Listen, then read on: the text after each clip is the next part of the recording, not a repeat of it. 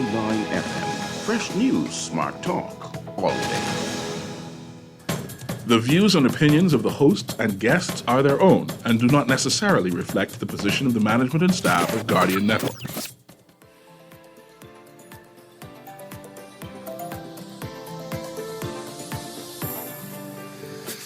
And welcome to Guardian Radio AM. Today is Tuesday, June 4th. And it's a little after 11 o'clock in the morning. Once again, this is C.A. Newry and I shall be your host for today. It's outside. It's raining outside. It's wet and the roads are flooded. And because of that, my guest is running late. We're going to have in studio Mrs. Beryl Strawn, who actually just published a book. She published a book. Mind you, Miss Beryl Strawn's a distant cousin of mine. I've never met her before, right? When you doing family trees, you say, I see this name from somewhere. And you check it and say, yeah, this is family. But anyway, she has published a book called Tales of Guanahani. And we're going to be talking about that, right? And actually, we have a number of Bahamians who are just writing like crazy. And I say, man, come. We need more authors here in the Bahamas. We need to celebrate you all and show that we are a literate society. But because Ms. Strawn is running late, and I have about 3 to 10 minutes to buy time, you didn't get to cover your Family Island thing, Erin. Let me read it into the record. You read it into the record and note that any minute now I expect Ms. Strawn to come. Right, so the conversation is cut. We won't be...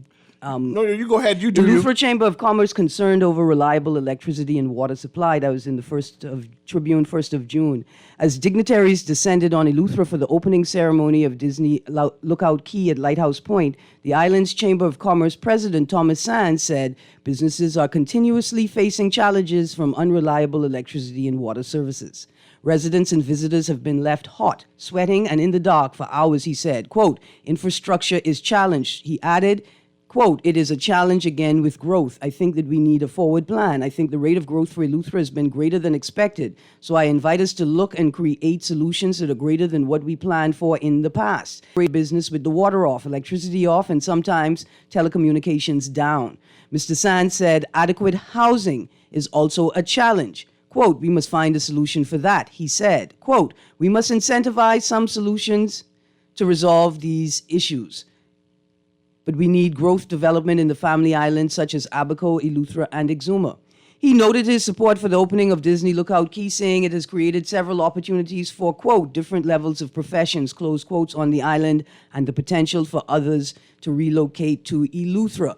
I thought that was an important story. Last year, we talked about a particular issue with BPL and foreign direct investors in large-scale development projects where it appears the government, i.e. me, the people, are footing the bill for the power used by developments when those developments shut down and the developers leave the country with the project unfinished.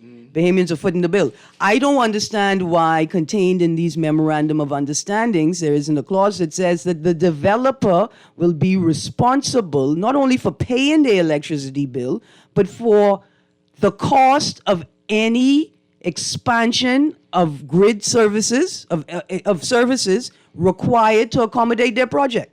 In the development stage and in the final stage, you, the developer, have to pay for that. You come into the Bahamas. On a side note, have you heard anything about the I Group?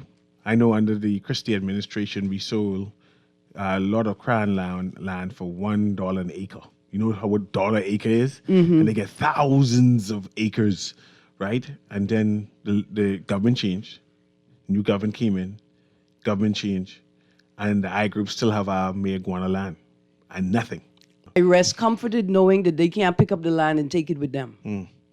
That is the only thing that gives me comfort at night when I think about these things, is that they're going to have a difficult time getting it through TSA at the airport, because you can't take land with you.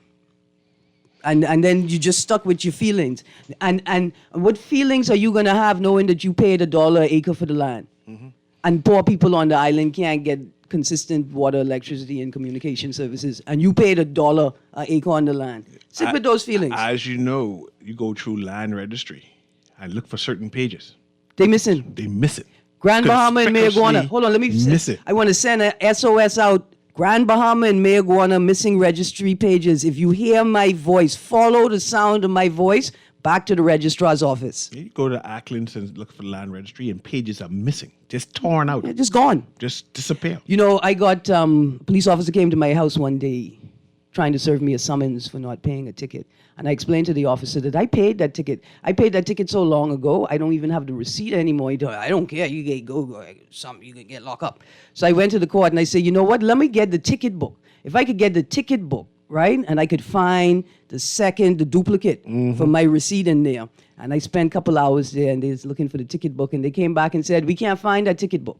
So when I took it to court, when we went to court on the matter, and I said to the magistrate, I could not bring proof because they can't find the ticket book for that time period. Magistrate dismissed that matter. Yeah? You know what I'm saying? Okay, then. Anyway, let's go to the callers first, Yeah, then I have something to read until Miss Beryl Strawn arrives at my author for today. Go ahead, caller. Can you hear me? Yes, I want to ask Erin Green something, but Go I ahead. wanted to ask her off the phone. Can she call me back? Yeah, I want to let give her the some producer. knowledge that I want to give her some knowledge that I heard insurance, which is totally incorrect. Okay. Okay. We'll have the producer, take your number, and she'll call you after the show. All right, producer, take that number for me, please. Good. Good stuff.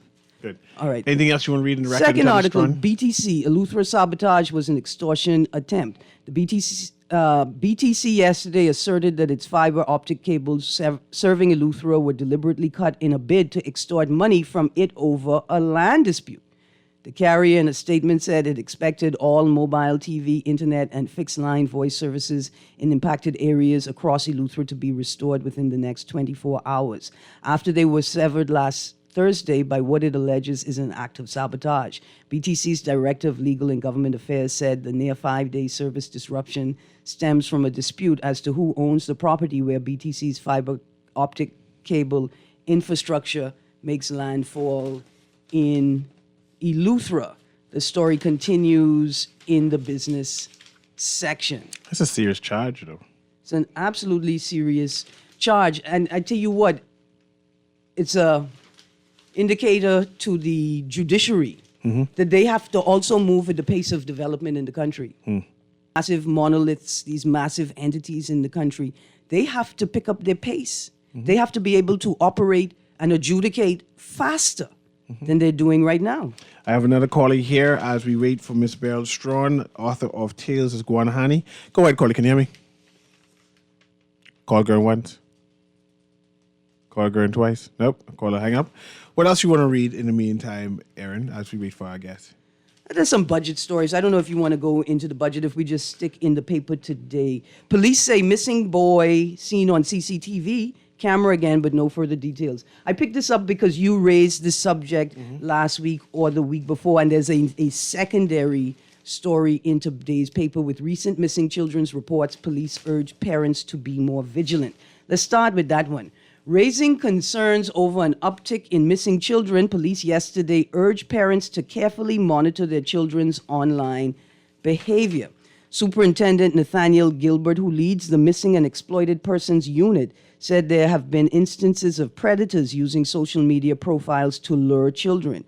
Quote, parents have a mandate to police their homes, said Gilbert at a press conference. Quote, we know that we are in a technological era where kids have every gadget known to man.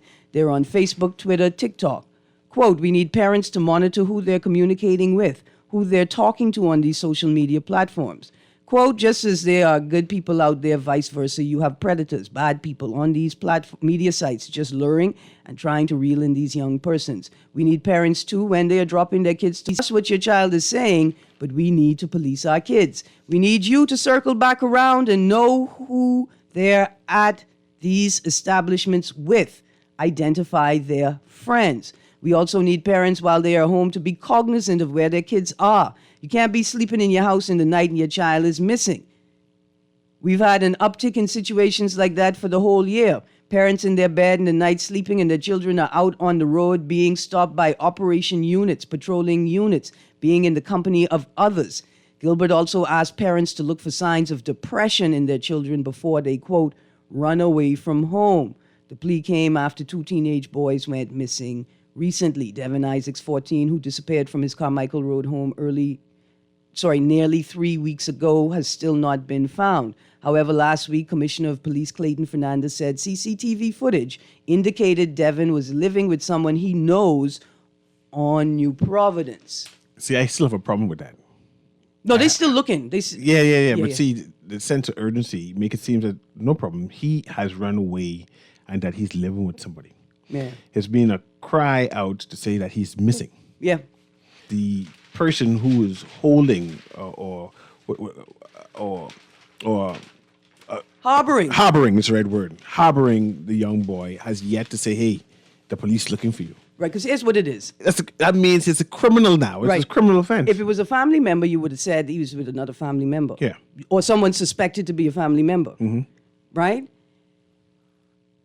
He's with an adult. He's with an adult. He's a minor with an adult. If it were a minor who cared about his safety, that adult would have already made contact with social services in an attempt to find the parents to have a conversation and say one of probably several things. Mm-hmm. One, I suspect that this child is being physically abused in the home or sexually abused in the home. Mm-hmm. That is why the child is in my care. I need to bring this child to social services for an interview, and then you all indicate the steps forward.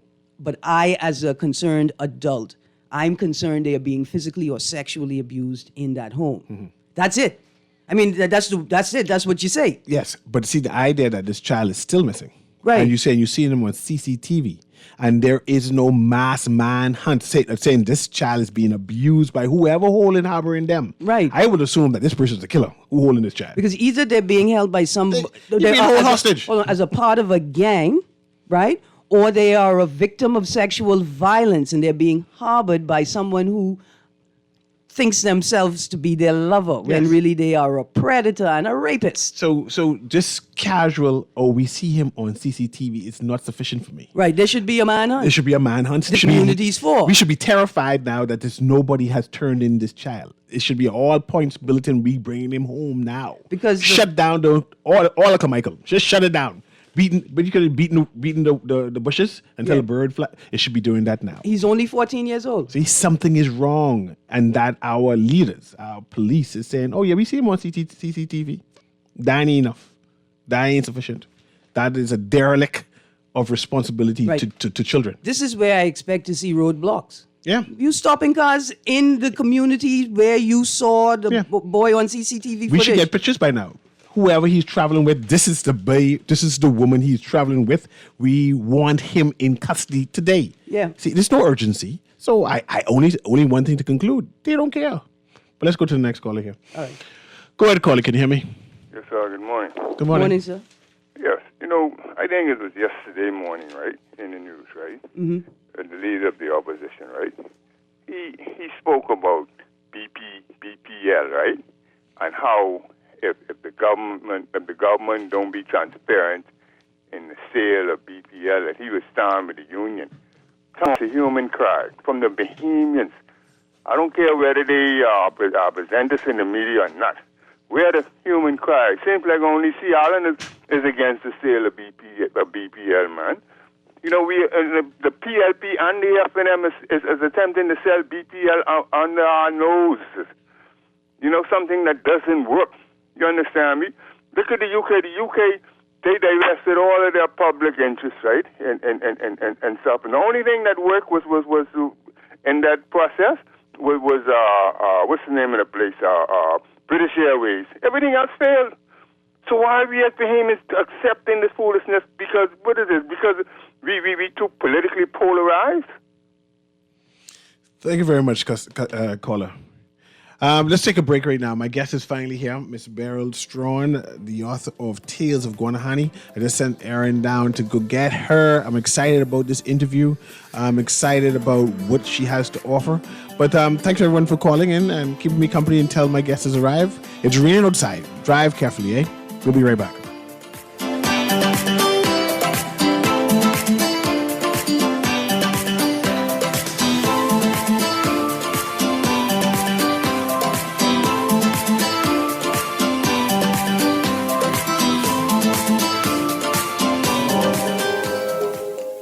Love the show? Want to give your support? Become a sponsor today. Call 302-2300 for our rates and packages. That's 302-2300. Become a sponsor on Guardian Radio 96.9 FM. Fresh news, smart talk, all day.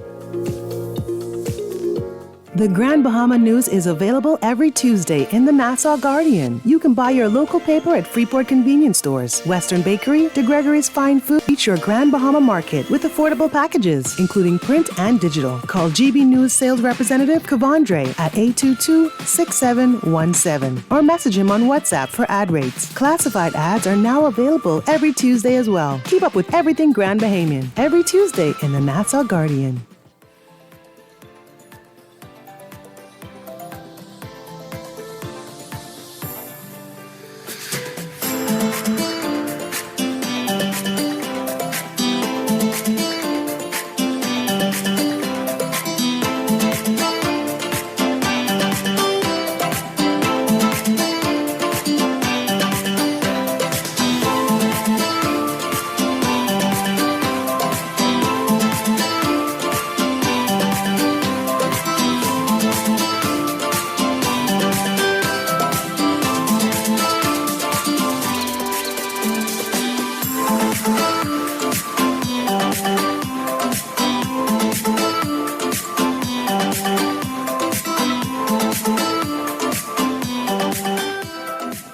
And welcome back to Guardian Radio AM. Again, this is C.A. Newry, and I'm here. My guest finally arrived. I know we had traffic issues. The roads are wet and slippery. I mean, the traffic is horrendous to see. But I'm happy. I'm happy that Miss Beryl Strawn is in-house, right? I know she brought guests with her. And so I want her to be introduced. So I'll give you the honors. And it gives detail about Miss Beryl Strawn for me. Go ahead. Introduce yourself and then... My name is Kayla Paul Lindsay. I am the publicist for Mrs. Strawn and for her 2 upcoming book signings. They're scheduled for June 13th. That's Thursday of next week at Fort Charlotte from 12 noon until 2 p.m. And then we have another book signing scheduled for Logos Bookstore on Saturday, June 15th. And tentatively, we have one scheduled for Through the Pages, which is downtown Nassau on Father's Day, 11 a.m. until 3 p.m. Both books are really historical information and also being vetted by the Ministry of Education currently for possible inclusion into the education system here in the Bahamas for language arts and or history. That is Tales of Guanahani, which is an illustrative version of the Lucayan Indians and the history here in our country, as well as Mother Tales of Back in the Days. So I will give you a detailed history about the books, but they are both, as I mentioned, being vetted by the Ministry of Education. And thank you very much. That's Mrs. Strawn's publicist, right? But I need to get some background information on Miss Strawn. I'm a distant cousin of yours through Simonette's family, right? So I was excited that I can have you on air just to introduce myself formally to you. But I know you are. Let me see and see how you get that. Erin, you got to help me. The reason why I'm going to help me, right? Because I don't want to use the word senior. Because she's a mature lady who has a history of the Bahamas in her grasp. So give me a good vocabulary word besides senior. You want to help me? You can let me drown. No, I'm not going to let you Seasoned. you drown. Okay, that's why you're the publicist. I We have a seasoned Bahamian in my company, right? And this is why I want to do homage to you, because I know you have the experience of the Bahamas, and that's what you use for your book. But I want to give a background of you. Who is Beryl Strawn? Well, first of all, I'd like to say good morning, friends, colleagues, and all of my former students. It is an honor for me to be here today. I give God all the praise and the glory. I also give thanks to my husband, Joseph Strawn, and my children Chris, Clyde, Gerard, Anya, Kaylee, Joey, Simonette, for their verbal encouragement and financial support. They had heard all of these stories, and without them, the book would still be a draft on the shelf. Oh, I can't forget to mention my grandchildren as well. However, I must single out 4 other persons whose names I dare not overlook. My editor, Dayon Pitter, Ernestine Grant, my illustrator, Renee Small, my encourager, and also my 2 granddaughters, Joanne Smith and Angelia Smith. Mention of my deceased artist, Mr. Willard Capron. He is deceased now, but I am grateful for how he brought those arawaks to life through his painting. Ladies and gentlemen, God is good. I was becoming very depressed because my marketing skills were very limited. Dion suggested to me that I get a promoter. And here I am today. Good. I'm excited. Yes, and I'm glad that she's here with you to help promote what you were putting through, right? It is always wonderful to have a seasoned Bahamian write and document Bahamian history, because we're lacking that. You know, if you don't remember your past, you tend to just be lost. You know, you got to be deeply rooted. And the idea that you decided in your seasoned years, right, to put pen to pad and document. I want to ask you, why did you decide to write, especially so later on in life? I was writing a long time ago. And the thing that promoted me to write more than anything was the death of my first husband. After his death, I had to write. And there are things that I wrote that I still can't share with anybody. Mm-hmm. But I had to write then. And the death of my grandchild, I wrote. I have all those things written. Everything that was bothered. And then I decided, I was a teacher for over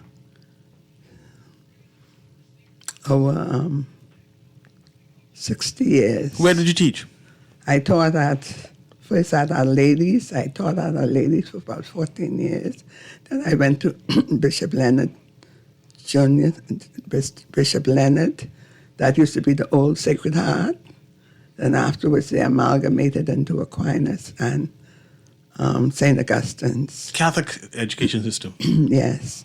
And then after that, after I got remarried to my wonderful husband, Joseph Strawn, I went into the public school system. I taught at H.O. Nash. And also, I was senior mistress at H.O. Nash. I left Public Service Training Center. Public Service Training Center, and also Department of Public Personnel. Okay, so we have 2 books. Mm-hmm. I understand one is a history book about Arawaks and the history of the Bahamas. Yes. What's the second book? The second book is Mother's Tales of Back in the Days. I want to hear about that because that sounds like Family Island talk. Yes. I already in it. I didn't see you start reading. Now, Miss Strawn, I have to ask you a question right away. Were you one of the little children that would perform for tourists at the water tower? I was. You used to sing "Mama don't want no peas and rice, no coconut oil." That's coconut right. oil. That's right. And then after I got my money from the tourists, I'd be down to Mortimer's Candy Kitchen buying candy. That's what y'all And used then the tourist money for? Yeah, and I don't blame you. then we would come back up and get our buckets and either you on the Fort Hill. You might know Da would come with the switch and switch us from the pump home, and she didn't care who child it was. So you grew up on the Fort Hill? I grew up on the Fort Hill. I was born and bred on the Fort Hill. Okay. You know any Francis? Yeah, man. Oh, my Francis family from the Fort Hill. You know, Which ones? There were two sets of Francis. There's two sets of Francis. Kenneth Francis would have been my father-in-law. Yeah, that'll be them. Which Francis? Ringto Francis, the police officer.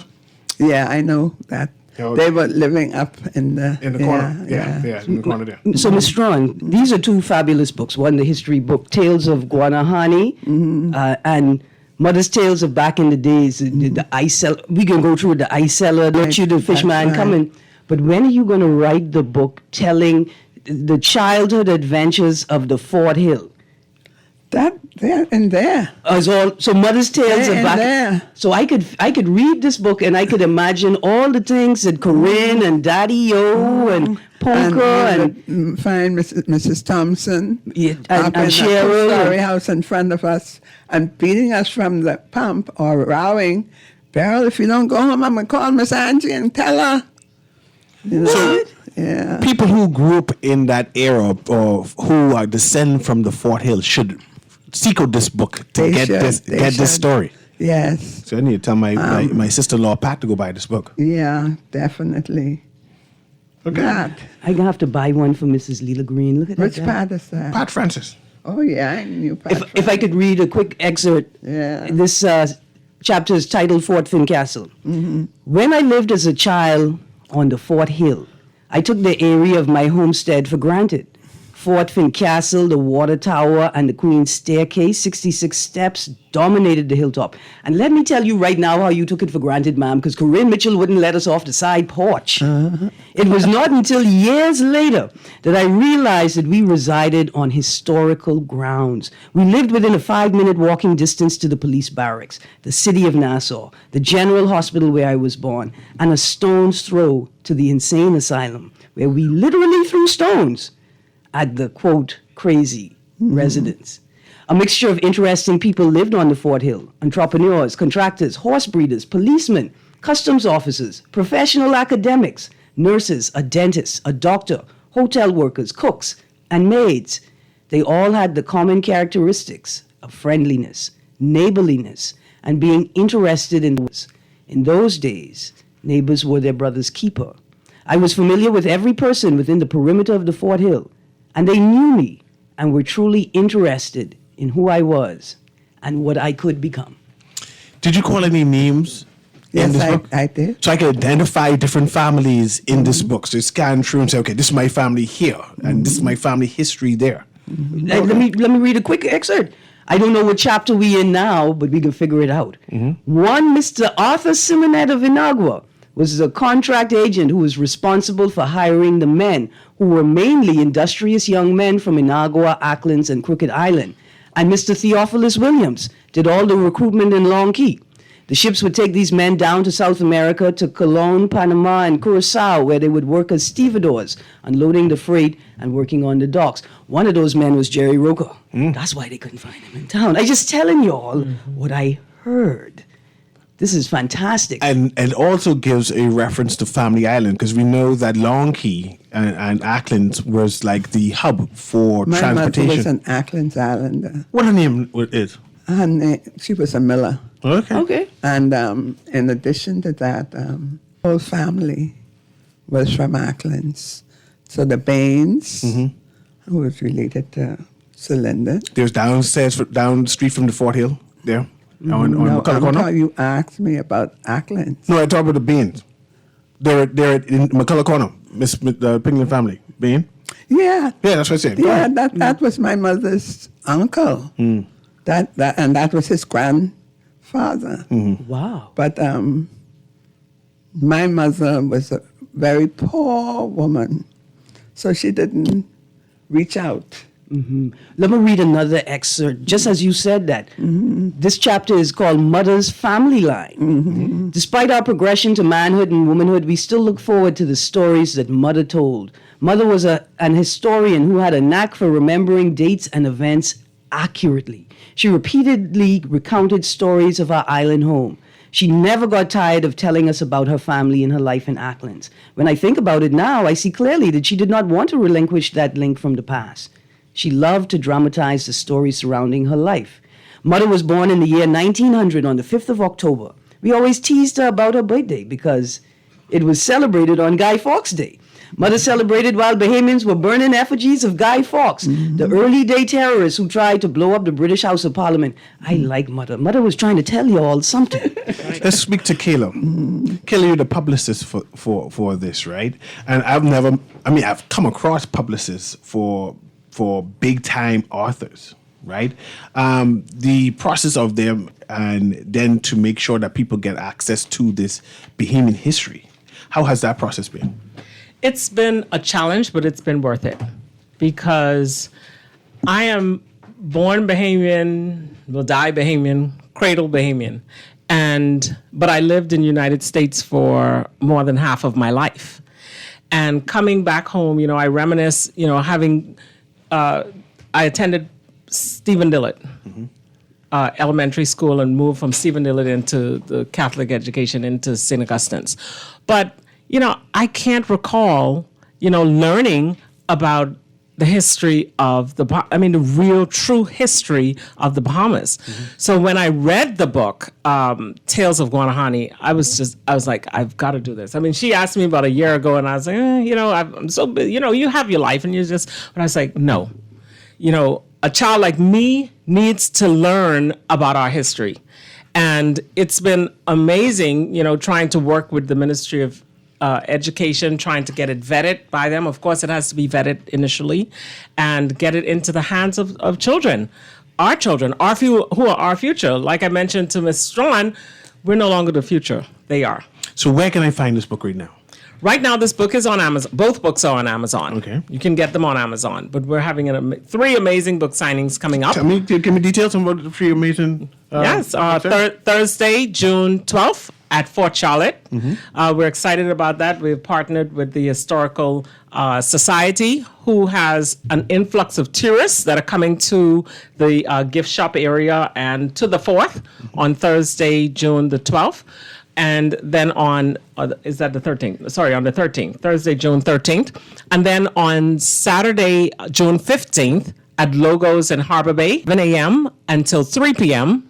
Doing book signings. And then Through the Pages, which is a Bahamian-owned bookstore that carries all Bahamian books. On Father's Day, we're scheduled to have a book signing there from 11 a.m. until 3 p.m. Okay, I'm excited. I'm excited just because I'm familiar with the Fort Fincastle area, and I've just spoken to the director of antiquities, and he's given me given detailed information what they propose as activities for that area, and then to come today and hear Ms. Strawn talk about details on her experience, living life there, the names of families, how the Bahamas was yesteryears. I'm excited to say, man, they need to get this book to have that juxtaposed and included inside their future plan. In fact, right, they need to get Princess Pratt, our award-winning and premier storyteller, to partner with Mrs. Strawn to offer a book reading, right? A session where storytelling, and she tells stories from the book regularly throughout the day, and then you get students to come in and act out some of them. Because I got one of these things I want to read right now. Yes, let's hear it. We are on page 48 of Mother's Tales of Back in the Days, right? And this is where they be talking about all the games. Our recreation, Bahamian games, grass dolls, moonshine babies, tops, marbles, scooters, socking, I believe that's what they used to call parking. Yeah. Ring play, Ring play. And Miss Stroney went in detail about the games too to explain. Yeah. Okay. Listen, mother encouraged us to play ring play. This was a common dance among school children. The games always encouraged much camaraderie. There was much clapping, stamping, hip shaking, and suggestive moves. Because these, like the old stories, our ancestors from Africa imported them, children never got tired of clapping and dancing to long, fast, rhythmic chants. See, mama know oral history. The way that you pass it down, you encourage the kids to play the games, to repeat the stories, and then to add to it and make up their own story. That's called cultural revolution. Here we go. RATTLE, spell for rattlesnake. RATTLE, spell for rattlesnake. Centipede knocked on my door last night. I take it for Johnny Slam Bam. Centipede knocked on my door last night. I'm not familiar with this one. You know this one. I take it for Johnny Slam Bam. Man take one, woman take two. Man take one and satisfy. Woman take two and she make a move. You know this. Imagine this. You know this from a song. Yes. This is where the song preempted everything. Entrenched. Yes, yeah. where it came from. Aaron, we came in the era where they say post 1979. The whole world changed, right? So we born before 1980, where we still spun tops, where we played ring play, where we shoot marbles, right? So even though Miss Strong belongs to a different generation, I can relate to her generation because the things that they started, I concluded with, because I spun top, right? I shot marbles, but I'm not sure if today's children do any of these things. Let me tell you something that used to happen. I attended a ladies' school down on DeVoe Street. And from the Fort Hill, we had to walk down every morning to Mass. My mother would ensure that we go to Mass every day. And sometimes you come and you meet a house on a trailer. You witnessed that. I witnessed that. When I run hot and pick up my whole house and carry That's right. Okay. And it was simply, and when I researched that, it was because a lot of Bahamians did not own property in those days. So they had to lease. And when that lease was up, either they moved their house or they pay another lease. The fee, yes. My grandfather, who had a house in Sunlight Cottage off East Street. Yes. He paid to have his house moved I might have seen that house. Hospital Lane. Now, the clapboard structure still is there on Hospital Lane there. So I know that story, I'm familiar with that story of moving the whole house. Do you think that's something that we should revisit at a policy level? The viability of alternate modes of housing and communal structures, that perhaps something similar to that may be more affordable and effective for many Bahamians. No, I wouldn't want to see Bahamians moving their houses. I would prefer that they're able to get affordable houses, you know, and not even the rental, you know. People need to feel that they own something, to feel that they're part of the Bahamas. I go in right there. I'm coming to you right now, call producer. Let's get that call. You know, that was one of the most successful or positive things that successive governments have focused on. This idea that home ownership will engender in a person, a family, a community, a sense of pride that will contribute to the overall development of the country. I think this is why we're having some of the problems. We have people from different countries, and they're here and they feel that they don't own anything. They're not a part of anything. So they try to wreck things. You know. Ownership means something. I have one text here. Before we go to the call, we have one text here just for you, Ms. Kayla. It says that you mentioned the singing at Fort Charlotte. However, you didn't say what time it's going to be, and they want to say the names of the books again. Certainly. At Fort Charlotte, we will be there on Thursday, June the 13th, from 12 noon until 2 p.m. And I'll also mention the other two book signings, which is Saturday, June the 15th, at Logos Book Harbor Bay from 11 a.m. until 3 p.m. And then Through the Pages, which is downtown Nassau, we will be there on Sunday, June 16th, from 11 a.m. until 3 p.m. And the two books are Mother's Tales of Back in the Days and Tales of Guanahani. Okay, and now we have a caller who wants to engage. Just put on the earplug for Miss Strawn so she can hear the person ask the question. 1 second there, and we'll go. Go ahead, caller. Can you hear me? Yes. Good morning. Good morning, Annie Burrell. Good morning. How are you? How you doing? You sound like Robert. You know that. Yes. Yeah. Congratulations, Annie Burrell. Thank you very much. Annie Burrell, we wanted to ask you, right? And I know in Mother's Tale, right, you got a chapter there about in Bamboo Town. Remember that Saturday morning because every Saturday we used to come and spend like weekends here with you. Yeah. I remember that, right? Yeah. So remember it was on Saturday when you baked that bread and Annie Burrell and Miss Andy's like, Beryl, why don't let bread rise, Beryl? When will the bread rise? They dead, good behind the rock. Thank you. Right? Your Mother's Tale. Thank you. You got that in the book? I do?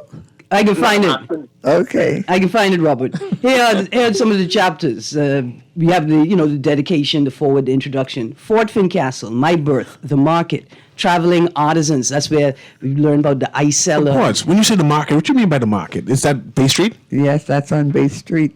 I would like you to read that chapter. Yes, Okay. ma'am. If Okay. it's possible. I can come to it. I come into it right now. Never mind the noise of the market, only mind the price of the fish. Don't ever eat the red herring. Just get the things that you wish. Because of the special care that I needed, Mother decided that she would stay at home and take care of her one little corn seed. That's what she used to call you? That's what she called me. That's- Her one corn seed. As she fondly called me, Mother established a petty shop. She started the shop so that she could be independent. It was nothing more than a stall in front of the yard, but because Mother was such an interesting source of daily news, women from around the Fort Hill would patronize her on a regular basis to purchase fresh fruit and vegetables and to bend conversation. To supply her shop, she needed to go to the market on a daily basis. Mother woke me up every morning to comb and twist my hair and ensure that I was dressed for school before of our home. At daybreak, with me in tow, she headed to the marketplace, which at that time was located in the whole block that now encompasses the buildings on the northeastern section of the British Hilton Colonial Hotel, now the Hilton Hotel on Bay Street. The marketplace extended out to Prince George's Dock and ended where the Ministry of Tourism building was located. The vegetable market, the fish market, the meat market, the straw market, and the early bird food store. Hold on. Dear Perry Christie, you only ever tell us about the straw market. In fact, my father, Arthur Newry, was a butcher in the market. In the meat market. In the meat market, yeah. So when you're saying all these things, I'm getting flashbacks, right, of a bygone era where my father, where my mother would have told me how the Bahamas was, and to have someone who actually lived it in my presence, I get like that goosebumps feeling, right?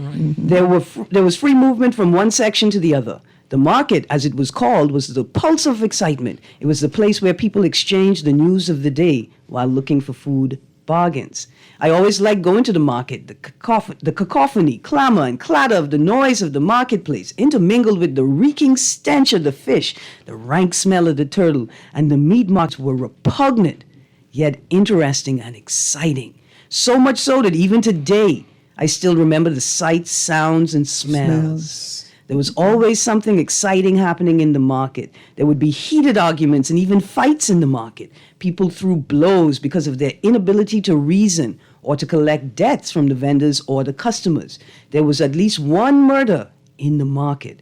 We can surmise this from the Bahamian Calypsonian who sang, Stone Cold Dead in the Market. Stone cold dead in the market, child. Stone cold dead in the market. Stone cold dead in the market, child. She killed nobody but she husband. we need to have someone just record you to sing the songs. 'Cause these songs that you're singing have been changed over the years, and then you singing a recollection of the song from its original state. Surely that needs to be recorded and preserved. You need to record it in your voice, not this QC bougie QC voice. Remember, Corinne wouldn't let me off the side porch. Stone She Cold lick him in the head. Market, child. Stone Cold dead in the market.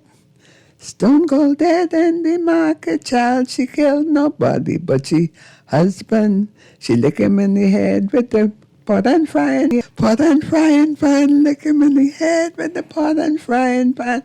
Kill nobody but she husband. Look at there. And as you hear that calypso voice, it is again a time when we were a calypso type nation. And then it tells stories of the Bahamas and how the daily living is.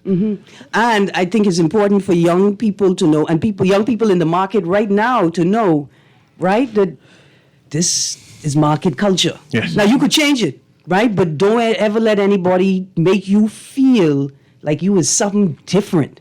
Were you around when the market catch fire? Or that was before you? No, I was around when the market caught fire. Which fire? The first or the second? Not the one recent. I talk about the market. Tell us about the market. Well, that's before my time. I just know it caught fire. So I gotta ask Ms. Strawn if she'd have any stories about. What's a rough date for it? 1940, 19... I have no clue. Like I said, I know that the market caught fire because that's how my father got to end up working at Mayfair Food Store on East Street as a butcher there. Because something happened to the market. The market burned down. The market burned down. He had to move. Absolutely. Yeah. In addition, Fort Hill. Any other parts of New Providence that you wrote about? Any other? Yeah, the pond. You wrote about the pond? Yeah, I wrote about the pond. Which chapter are we going to find that in? Okay. I think that might be... The pump, school days. School days, yeah. Number 30. Okay. You actually read about the pump? Yeah. And toting water? Yeah, definitely. That's a bag. That's page 30. You ever tote water, Aaron? Yes, I did have to tote water in the Great Hurricane Floyd. Was that 2003? I had to tote water for days. Yeah. I just saying. I know where I grew up in the bougie side, but I had that experience too. Yeah. Yeah, but we had to tote water just about every day. That's life. We had to get water to bathe with. We had to get water to drink. We had to, on Saturdays, we had to tote water to clean the house and also to wash the clothing. And if you notice there's a woman in the front who's hanging out clothes. That was a routine for us. And the house was clapboard. Clapboard, so you have to scrub it. You scrub it either with turbot skin or you use soap bush. There's always soap bush planted next to the pump. And I wonder if government did that when I think about it now, because there was always soap bush. So you had to go and break the soap bush and you had to bring back soap bush and water. You know about soap bush, Aaron? I mean, yeah, I know about soap bush and soap nuts. See, when you go to the fancy store, you could buy a box of nuts and you just throw the nuts in the washing machine. But I know about soap bush. Yeah. I never used it before, but I know about it. Yeah. What I do know is that the pump is such an important part of the Bahamian experience, and it's universal access to water that has saved us. I mean, if there's a manifestation of what it means to be a Christian nation, universal access to water and the continuation of the pump is that thing. One other thing. Yes, ma'am. The majority of Bahamians had outside toilets. So when you think about water, that was very important because you had to keep your toilet clean, you know, and you had to throw... Lied? What did you throw inside that? Lysol? Or I can't remember what it was called, but it was some lye. Lye. Yeah, you had to throw lye and... Now, was cleaning the outhouse a regular chore, like it rotates? Yeah, or was every it, Saturday. Or was it a punishment? No, every Saturday. It was just your had to do chores. that. Absolutely. But before we go, I want to go back to the publicist, Ms. Kayla, right? Give me the details where people can buy the book. Give me the details of where I can find the book, and whatever signing is happening right now. Okay. Once again, the books are available on Amazon as of today. They are available on Amazon for purchase. But we have scheduled book signings for Thursday, June the 13th at Fort Charlotte from 12 p.m. until 2 p.m. The 15th at Logos from 11 to 3, and at Through the Pages bookstore on the 16th, 11 through 3 p.m. That's correct. Good. That's Guardian Radio AM via Facebook. Yes, we do. Okay. Tales of Guanahani and Mother's Tales of Back in the Days by Beryl Strawn. Okay. Have a wonderful day. Thank you.